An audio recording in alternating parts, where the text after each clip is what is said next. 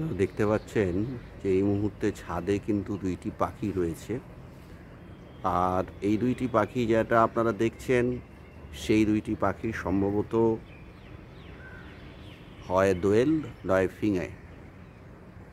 এবার এই পাখিগুলি কিন্তু সাধারণত বিকালবেলায় আসে এবং একটি নির্দিষ্ট উচ্চতায় কিন্তু এরা থাকে, অর্থাৎ মানুষের সংস্রব থেকে অনেকটাই দূরে। এই পাখিটি কিন্তু একেবারে উড়ে গেল, আর আরেকটি পাখি কিন্তু এখনও বসে আছে। আমি যখনই বিকালে ছাদে আসি, এদের এই মুভমেন্টগুলি কিন্তু আমি লক্ষ্য করে দেখি। না, আমি কোনো পক্ষী বিশারদ বা অর্নিথোলজিস্ট নই, কিন্তু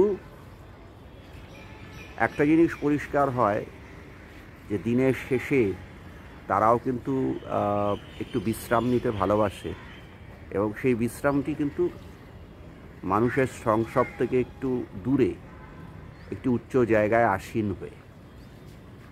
এখনও কিন্তু পাখিটি বসে আছে এবং মাঝে মাঝে এদের অসাধারণ কলরব বা শীষ দেয়, সেগুলো কিন্তু শুনতে অত্যন্ত মিষ্ট লাগে।